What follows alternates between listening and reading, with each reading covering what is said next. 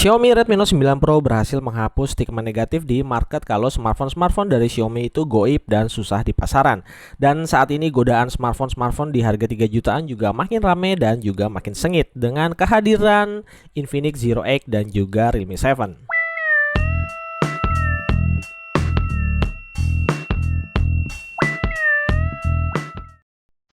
Halo, apa kabar semuanya? Di video kali ini saya mau sedikit cerita soal pengalaman menggunakan Xiaomi Redmi Note 9 Pro selama kurang lebih 3 bulan ke belakang.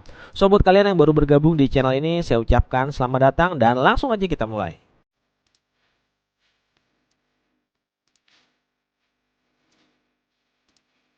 Redmi Note 9 Pro bukanlah smartphone compact karena ukuran layar dan baterainya yang gede. Layar IPS LCD 6,67 inci beresolusi Full HD Plus dan baterai besar 5020 mAh bikin bobot dari smartphone ini cukup mantap digenggam oleh tangan.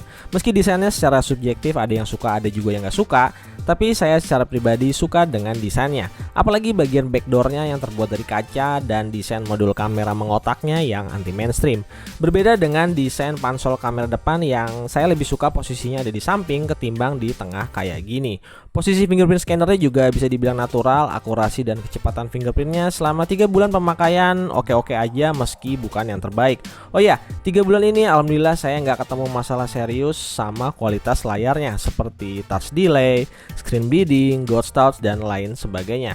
Buat multimedia layarnya udah termasuk bagus di kelas harganya dan juga udah support konten-konten streaming dengan resolusi HD.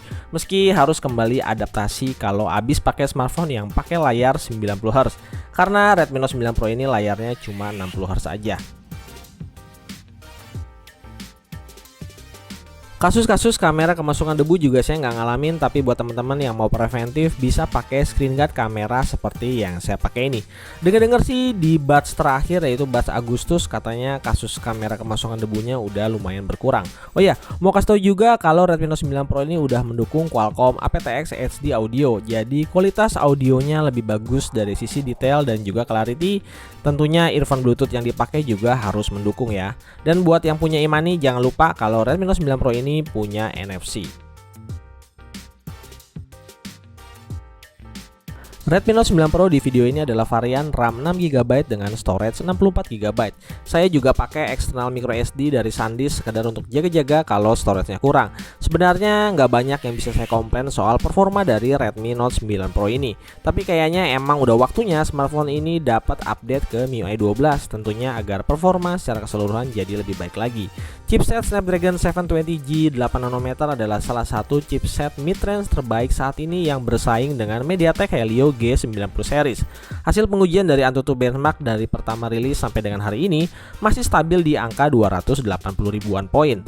Nah, gimana dengan gaming performance-nya? Untuk PUBG Mobile sendiri di awal-awal rilis banyak pendapat yang bilang kalau chipset ini masuk chipset baru, jadi butuh waktu developer game untuk optimalisasi dan buka opsi frame rate di 60 fps. Tapi kenyataannya 3 bulan berlalu dan PUBG Mobile juga udah banyak sekali update major, namun Redmi Note 9 Pro ini masih juga mentok di frame rate ultra. Ya, beberapa netizen berpendapat ini konspirasi antara pihak chipset dengan developer game emang nggak mau nyediain opsi ini untuk chipset Snapdragon 720G ini. Ya, suka nggak suka harus diakui kalau chipset ini masih chipset kelas mid-range, jadi ya wajar dan bisa dimaklumin. Terus kenapa Helio G90T yang sama-sama chipset mid-range ternyata bisa? Yaitu balik lagi ke regulasi atau kesepakatan yang dibuat antara produsen dengan developer game.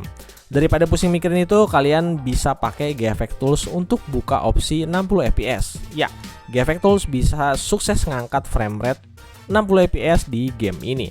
Oh ya, game berat lain yang bisa dimainkan selain PUBG Mobile dan COD Mobile adalah Fortnite. Tapi sedikit catatan aja untuk main game Fortnite, Redmi Note 9 Pro hanya mentok di setting medium grafis dengan 30 fps. Yang pastinya nggak bisa bikin game ini nyaman kalau dimainkan terlalu lama. Dan kadang-kadang juga memang performanya kurang stabil ya. Jadi kadang bisa lancar sampai circle terakhir, kadang juga bisa frame drop di awal-awal game. Ya pokoknya cukup tahu aja kalau Fortnite support di sini ya. Resep baterai 5000 mAh dengan chipset efisien 8 nanometer serta quick charge 30 watt bikin urusan power dan daya tahan baterai di Redmi Note 9 Pro ini memuaskan. Ya setidaknya 3 bulan terakhir. Ngisi baterainya juga cepat karena cuma butuh waktu 1 jam 30 menit aja sampai penuh, dan dari 100% kita bisa pakai smartphone ini seharian penuh tanpa takut lowbat dengan screen on time pemakaian standar di 12 jam.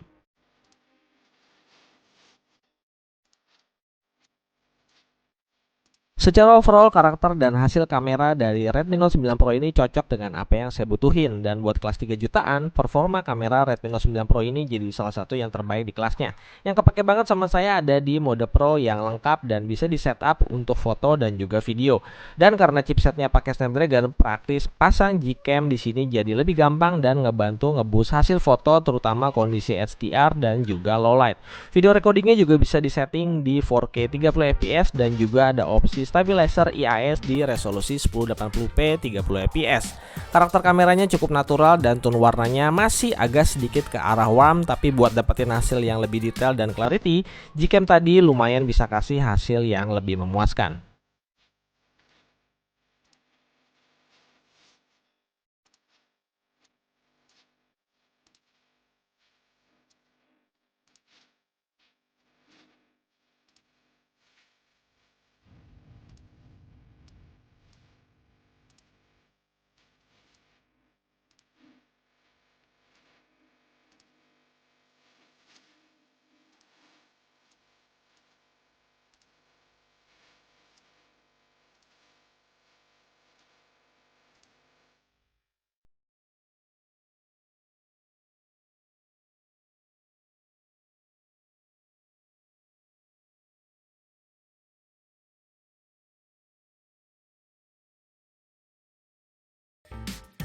Nah, sedikit catatan aja di Room UI 11 ini, kameranya emang kayak kurang bisa nangkep dynamic range dengan baik. Jadi terkadang warna langitnya suka lost, padahal cahaya matahari saat video ini dibuat nggak terlalu overexpose.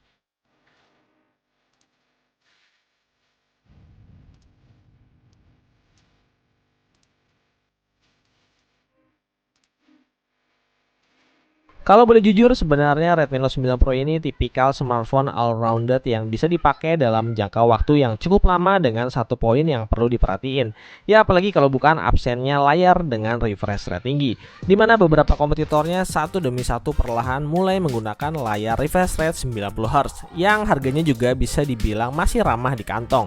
Tapi kalau kalian user yang nggak perlu-perlu amat layar 90Hz, maka Redmi Note 9 Pro ini kayaknya bisa lama banget kalian pakai sebagai daily driver.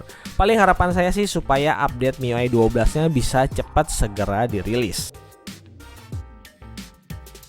So itu aja guys video 3 bulan terakhir pemakaian dari Xiaomi Redmi Note 9 Pro kali ini. Buat yang mau tanya-tanya bisa tulis kolom komentar kalian di bawah. Jangan lupa klik tombol subscribe dan aktifkan lonceng notifikasinya. Nantikan terus video-video Teknoza ID selanjutnya. Keep in touch dan Teknoza ID pamit.